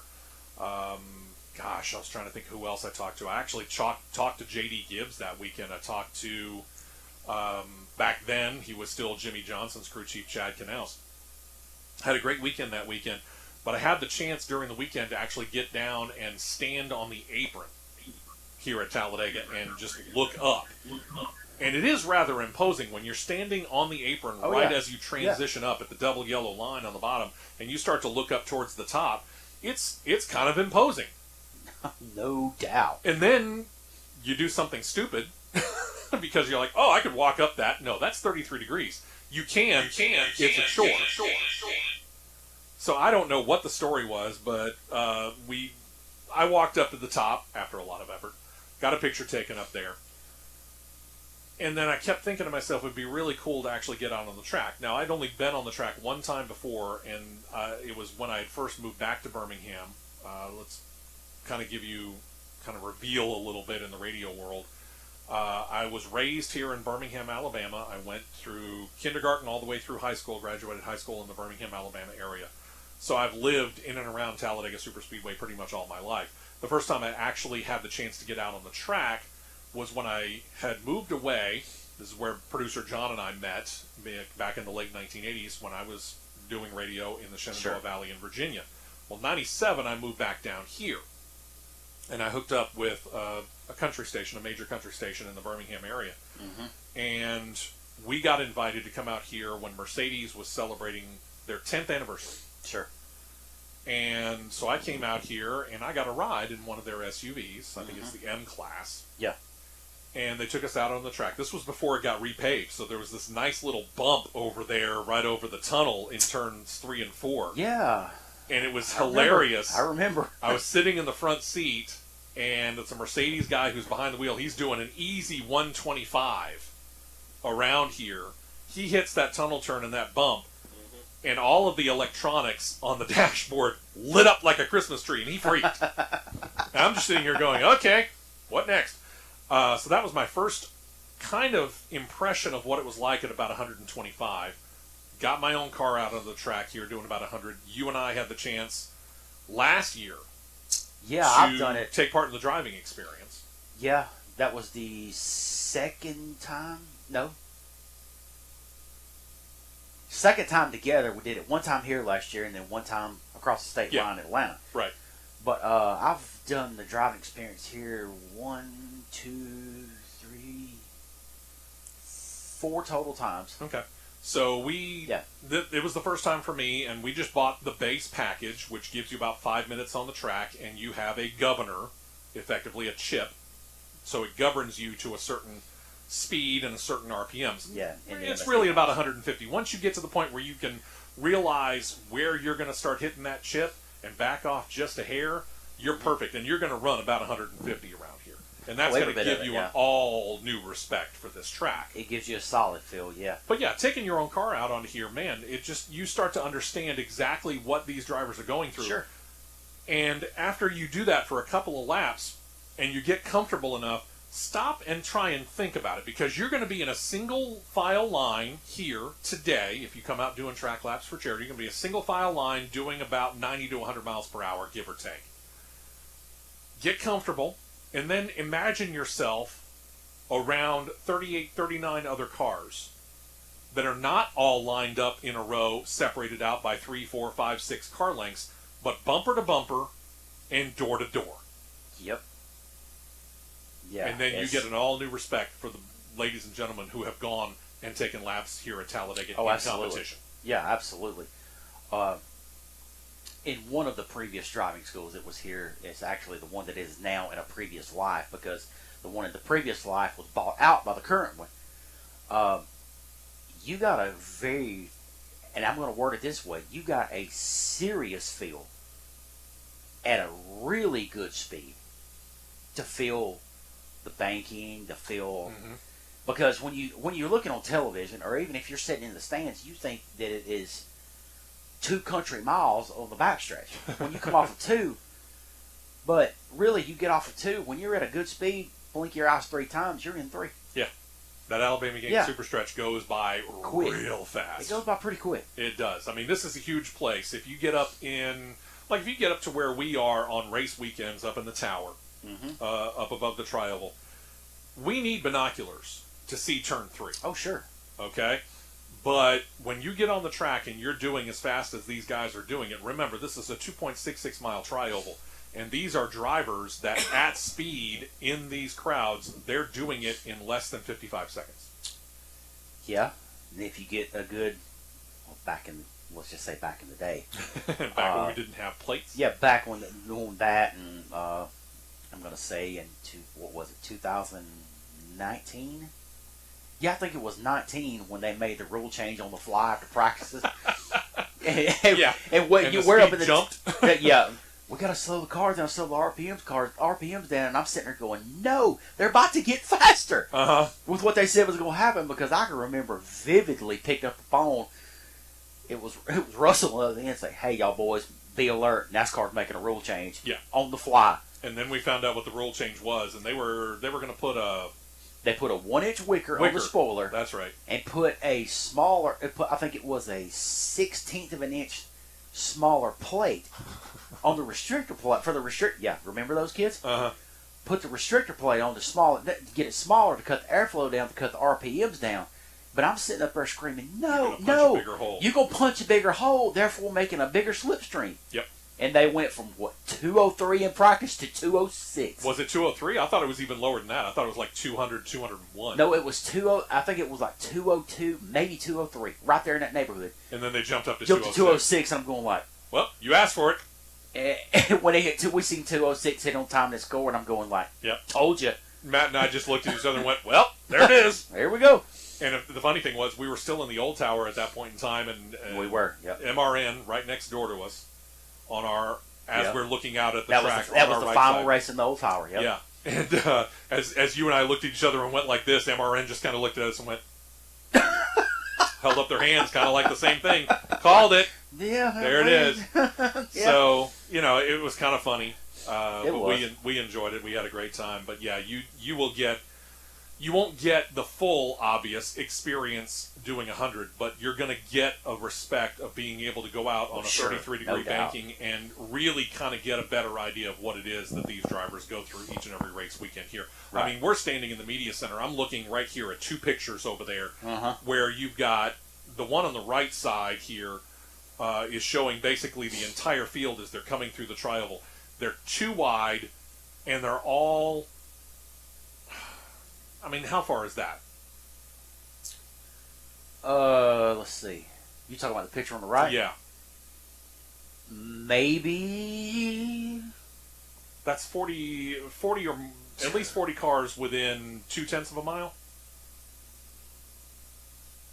At worst, quarter mile. Okay. At worst. And at speed, you're talking about a difference from first place to 40th place, since it's a 40-car field now, of about 2.5 seconds. At least. Think about that. At least. Now, over here on the left side, I'm looking at a picture that has 3 wide racing, 4 cars on the bottom, a lineup of 6 on the top, and 8 to 10 right in the middle lane right there. I know these guys are at top speed. This is not a pace lap, because pace laps are done dual file. Yeah, that's at speed right there. That's from the days of the tandem. Yeah. That's 2011, 2012. But they hadn't all hooked up right there dual yet. They're all in a big 3-wide pack doing 200 miles an hour, give or take. Mm-hmm. Every bit of it. Put that in your mind as you're going around this track doing, give or take, 100 miles per hour. And then put yourself in a pack like that where you put yourself in the middle. Because that's about where they really want you to be. They're going to want you in the middle lane here when you do track laps for charity today. Imagine a line of cars below you. Imagine a line of cars above you. Imagine 4 or 5 cars in front of you and 4 or 5 cars behind you. And that's what these guys are dealing with every race weekend. That's going to be 2011 because I see in the top lane that's David Ruderman when he had the Aaron's National Championship scheme for Alabama. There you go. It's going to be check that 2012. 2012 because Auburn won in 2010, the War Eagle, and Michael Waltrip had it in 2011. Yeah. So that's going to be the 2012 run. Yeah. And it hasn't changed. I mean, yeah, the cars have changed because that was in the days of COTA or the car of tomorrow, the COT. Yeah. Okay. That car. Yeah. Now we've gone 2 generations past that, but you know what? It's still not radically different. We still get that kind of a pack. Oh, yeah. Yeah, that. So, yeah, put yourself in that picture. You're doing 100 miles an hour. You're by yourself, 6, 7 car lengths away from the car in front of you and the one behind you. But imagine them being door-to-door with you on the lane below you and the lane above you, and yourself in the middle of a line of 10 cars with 4 or 5 cars in front and 4 or 5 cars behind you. I'd do it in there. You'll gain a whole new respect for these drivers as they race here. Again, we're on CRN Live on YouTube. Comments are welcome. If you got questions, plus put them out there. We'll talk about it. Right here for more on the Championship Racing Network.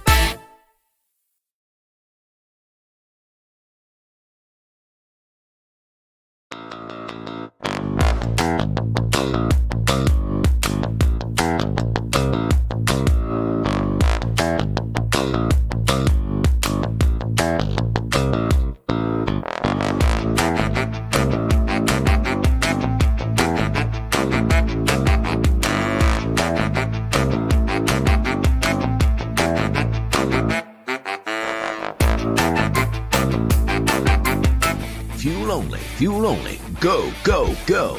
We're back to the Championship Racing Network. All right. Welcome back into the show. Steve West, Matt Nicholson. We are here at Talladega Superspeedway, Track Laps for Charity, the latest edition of that. Again, all the proceeds going to benefit the Boys and Girls Clubs of Central and East Central Alabama. So if you have the chance to come on out today, come on out and do it. We're starting to see a little bit of lighter gray out onto the track, so the track is starting to dry off. Matt had the chance to go and take a look. They are keeping them on the aprons, not on the 33-degree banking because the track is not dry enough yet. We are seeing them, allowing them to go up onto the track through the tri-oval. The tri-oval is banked at 18 degrees. Yep. So it can still be, for people who are uninitiated, it can still be a little intimidating, but it's not anywhere near as much as 33 degrees. To some broadcasters, that is not turn 5. That's the tri-oval. Not turn 5. No. And there's no turn 7 here either. No. Inside joke, and, well, it's not really a joke. One day we'll fill you in on it, kids. Sure, yeah. One of these days when we'll review how bad things got for the last couple of years. So anyway, Chi-Town Mark comments on this because you were talking about the idea that Red Bull might be thinking about coming back to NASCAR with their marriage, I mean, collaboration, whatever you want to that's call it. what you want to call it. With Ford that's coming to Formula One beginning in the 2026 season, maybe they're thinking about coming back to NASCAR. And it would make sense because Ford would be much more willing, I think, and I'm not trying to throw Toyota under the bus. The program that they've got is good, and the collaboration between Joe Gibbs Racing and 2311, not 23 by 1, Racing has turned out to be good. But the thing about it is, if you're going to be a Toyota team, you almost have to be affiliated with Joe Gibbs Racing if you want to be a success. If you're trying to go Toyota Racing all by yourself, you're going in that small pond with that huge Joe Gibbs Racing fish. Yes, sir, you are. And that's what Red Bull Racing, when they came here, what I'll now say the first time, that's the big problem that they ran up against, is that was a massive roadblock for them. Yeah, it was a huge roadblock because they came in green, 1. 2, they came in, like you said, the little fish in an awfully big pond. 3, you had to deal with JGR, which JGR basically, it's no secret, they run Toyota. Sure. For Cup and NASCAR, Yeah. period. Yeah. So they was kind of honestly at a loss. Yeah, they really were. They were behind the 8 ball from the get-go, and they never really could get out from under it. Yep. If they go to Ford, they'll be in there with a couple of monsters, a Team Penske, a Stewart-Haas Racing. You've got Brad Keselowski, which I have to admit I did not mention them. Chi-Town Mark reminded me. RFK Racing, or Roush Fenway Keselowski Racing, which does seem to be a bit on a rebound. They seem to be... Last year, they seemed to be figuring out how to become competitive again. This year, they seem to have turned that wick up even a little bit more. Sure. I still feel like they're going to have a race winner sooner rather than later. It'll happen. The question is when, and I think when is sooner rather than later. Yeah, it will... Yeah, sooner rather than later. I had to think about that a minute, but, RFK, from where they've been from past 2 years, let's go past 2 years, Okay. to current day, they have made leaps and bounds. Sure. And they needed to. Let's sure. Face it, they needed to. For sure. But, has it paid off fully in the win column? Not yet. No, they got one with Buescher at Bristol last year. Yeah. But still, though, it's a check mark in the column. But they need to have 2 check marks in the column. Oh, yeah. Absolutely. We're still waiting. And Brad is that close. That's what I'm saying. We're still He's waiting that on close. Brad to get into victory lane. And he's been close enough to the point where he can really taste it, and you can see it in his talks, whether he's doing post-race interviews or whether he's talking with SiriusXM satellite radio during the week or whether he's on Race Hub on Fox Sports 1, whatever. You can tell that he's so close he can taste it, and he's tasting the disappointment of not actually getting victory lane, but being so close he can taste it. So it's all of those things put together tell me that competitive edge, which had been lacking the last few years before Keselowski came in, is coming back. But they're doing it the right way as well. And the reason I say that, I would rather go at it and be slow and steady in working my way up towards becoming competitive and getting a win. Sure. And then that way, I feel like it's going to be something that is going to sustain over a long period of time versus coming in and getting a win right off the bat and saying, oh, we've got it covered. And thinking so much of what you have just done by claiming a win your first, second, or third race out, and then all of a sudden you end up falling flat on your face because you got overconfident. Yeah, that's one thing you can't do in motorsports in general is get overconfident. Yeah. Because even though they've got the results and they're backing it up on the racetrack, to a degree, Red Bull is getting overconfident in F1. I would agree. And the comments that Max Verstappen made bear that out. He feels like the only competition he has on the track right now is his teammate and that nobody else can touch him. Now, again, we're only 2 races into the year. So far, that has borne out because they have swept positions 1 and 2 in the first 2 races, and they're certainly well positioned. I mean, I watched the third practice last night before I crashed out. Sergio Perez is having a hard time adjusting to Melbourne. Max Verstappen, on the other hand, it's a breeze. Oh yeah, he's gone. Yeah, he's the pole sitter for today's sprint race. And unless he does something really, really whacked out and stupid and cracks up the car, to borrow a Days of Thunder phrase, he's going to probably be sitting on the pole for tomorrow's race. Because I expect he'll probably win this sprint race. Probably will, in walk-off fashion.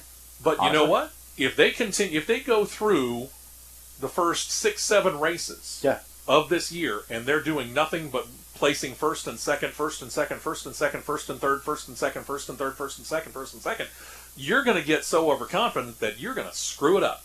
Because every single one of these other teams, especially Aston Martin, especially Ferrari, and especially Mercedes, they're all making changes because they all believe that they belong up on that top level, in that top rung, along with Red Bull. And quite honestly, my opinion, I think Aston Martin is on the verge of surpassing Mercedes.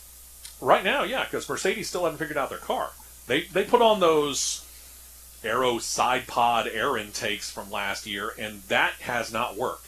And they got their suspension situation figured out over Mercedes. They're no longer porpoising, as they use that term. Barely. But they have gotten it figured out. That car is a much steadier car going down straightaways, whereas it used to be bouncing. I mean, you could watch it literally just sitting there bouncing like it was going over a washboard surface. This year, the car seems steadier. But that aero side pod situation that they tried is not, seemingly, working out that well. They're going to have to go back and refigure the aerodynamics of that car. Yeah. Back when they were good, those side pods created downforce. That downforce going over past the driver's cabin ain't there with these aero side pod things going on that they got. They're not. I mean, looking from where qualifying to line up for the sprint race, don't have a clue what could have happened to Sergio Perez because he's starting shotgun. You've got Verstappen, which we know that's a given. Russell's P2, Hamilton P3, Alonso P4, Sainz, Stroll, Leclerc, Albon, Gasly, Hulkenberg. It's your top 10. Yeah. Perez is fairly diverse top 10, if you ask me. Perez is where? Perez is 20th. 20th. Okay. Again, he just couldn't seem to get a handle on it during practice. He overshot in qualifying. He overshot one of the corners and got into the gravel trap, and which is what he was doing. He was doing that all the way through FP1, FP2, and FP3. Yeah. He was overshooting sharp corners and getting, going through gravel. Well, let's face it, you got to slow down. You got to keep up the momentum to be able to go through the gravel, but you also got to slow down because, let's face it, you're not doing 200 miles per hour through a gravel trap. No, absolutely not. So that was kind of the situation. And I get it, Chi-Town Mark. You say too many variables in racing to not let yourself be overconfident, but at the same time, if you do nothing but win, witness Max Verstappen, bingo, you get overtly cocky. And I think he's on that verge. And he needs to figure out, you know what? Yeah, I'm in a very blessed situation with a very, very top-level team that's on their A game week after week, bringing me great cars. And yes, I'm a good driver, but you know what? If I'm not on my A game every single race, I'm not winning every single race. Looking at this graphic here, they didn't put the Q3 graphic up for the official times, but when you look at, actually check that, this is from after Q1. Okay. The top 11 was within 0.7 of a second. See, that's that close. That's very close. That is a razor blade difference. Razor blade width difference. I mean, it is a ridiculously small difference. All it takes is one minor bobble, and 11th place is now passing you. Oh, yeah, absolutely. Let's see here. Here we go. All right, I got everything up. Between 1st and 10th in Q3 was exactly 1 second. There you go. Exactly 1 second. Again, you do a minor bobble, and Melbourne's course is a very highly technical course. I mean, a guy like Sergio Perez having a hard time making, yes, admittedly a sharp turn, but overshooting those sharp turns in FP, in practice sessions 1, 2, and 3, and in qualifying, tells me that even a driver like Sergio Perez can make one minor mistake and it all goes south. If Max Verstappen does the same thing, and I'm not saying he will, but if he does, 1 second's gone in a heartbeat, and he is staring outside of the points, right in the face. Yeah, I mean, this is how, and our ones watching on YouTube Live, you'll know how I'm reading this off. I'm going to read off the last 3 digits of the times here of how close it was. And then Mercedes is ecstatic because they actually got within 2/10 of Red Bull. Well, they should be. 2/10. Don't get cocky, boys. You've got, from 1st to 10th, you've got a 732, a 968, a 104, which Lewis Hamilton in 3rd is the first car in the 117s. Okay. A 139, a 270, a 308, a 369, a 609, a 675, and 10th is a 735. All of these are within 1 second of each other. Within 1 second, yes. This is nuts. Second is 23 hundredths of a second off of the pole. But in F1, 23 hundredths of a second is a long way.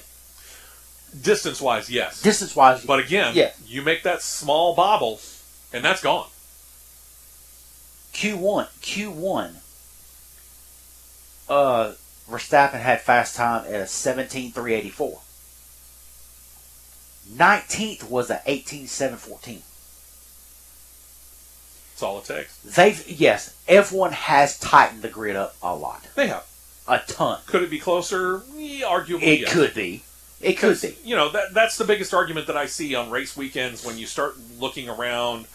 And I'm not big on social media. I mean, just on Facebook, just on group chats, on Messenger. We're all big race fans. We all watch NASCAR. We all watch Indycar. We all watch Formula One. A lot of us actually do watch NHRA. And we get to commenting, and there are people that are still saying, Formula One's too stretched out for me. It's not as competitive as I would like it to be. Because, let's face it, again, we're surrounded by all these pictures here in the media center of how competitive NASCAR is. We're door-to-door, bumper-to-bumper action at a place like Talladega, and, truth be told, at several other tracks. NASCAR's done a nice job of keeping the field together. IndyCar's doing a bit better job of that as well. You'll see at Indianapolis. You'll see tomorrow at Texas Motor Speedway, for example, that second place is going to be able to catch up and pass first place. Right. Sometimes they'll get out to maybe a 5, 6, 7 second lead, but sooner or later somebody else is going to figure it out and they're going to be able to jump up there and they're going to be able to make a pass. Sure. We don't see that as much in Formula One.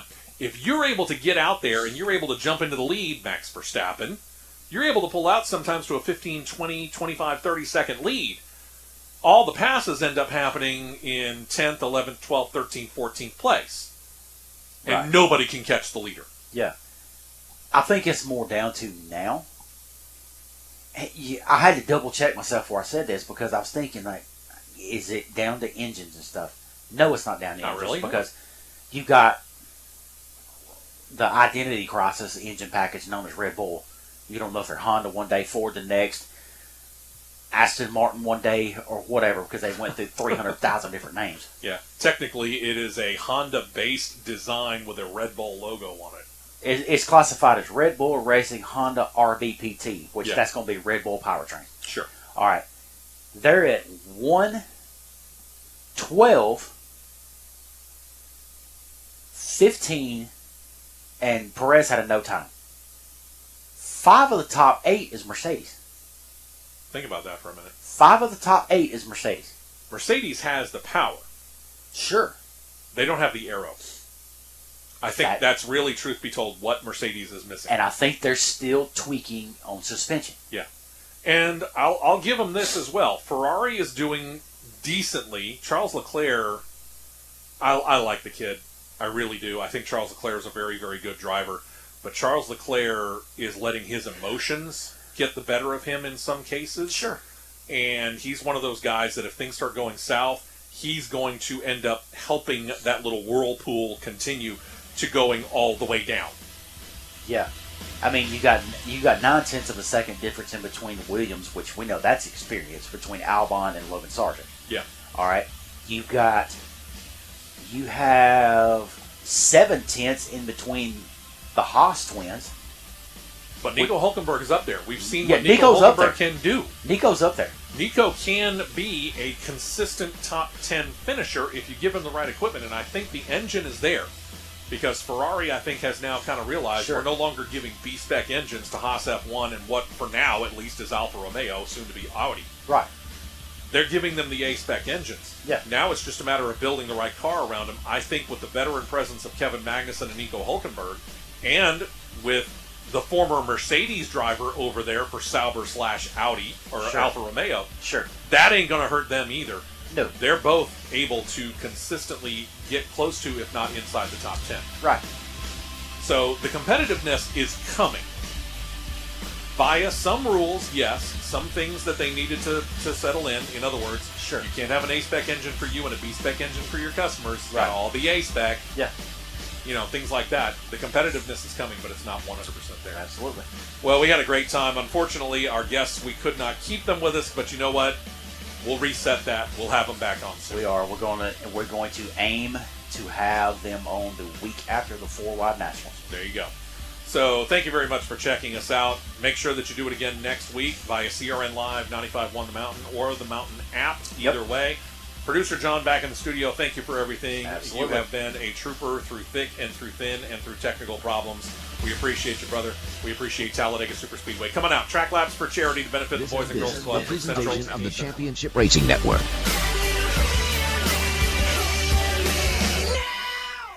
WD